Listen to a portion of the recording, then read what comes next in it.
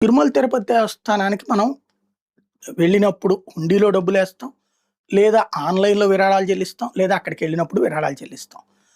ఇవన్నీ కోట్ల రూపాయలున్నాయి. ప్రతి ఏడాది దాదాపు 1400,00,00,000 తిరుమల తిరుపతి దేవస్థానం పేరుతో డిపాజిట్ అయ్యున్నటువంటి అకౌంట్‌ల నుంచి డిపాజిట్ అయిన డబ్బులు దాదాపు లక్షల కోట్ల రూపాయలున్నాయి.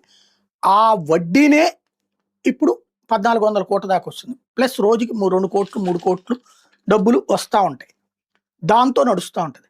దాంట్లో వచ్చిన డబ్బులతో వివిధ చోట్లన గుళ్ళు కట్టడం ఇయి చేసుకొస్తారు. అయితే ఇలా కట్టినటువంటి గుళ్ళు దాదాపుగా 67 ఉంటే వీటినట ఇప్పుడు 61 ఉన్నాయట మొత్తం. టేక్ ఓవర్ చేసిన వాటితో కూడా కలిపి.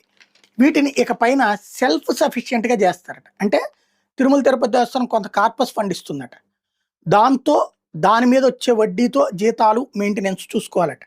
మిగతాది ఆ గుళ్ళే జాగ్రత్త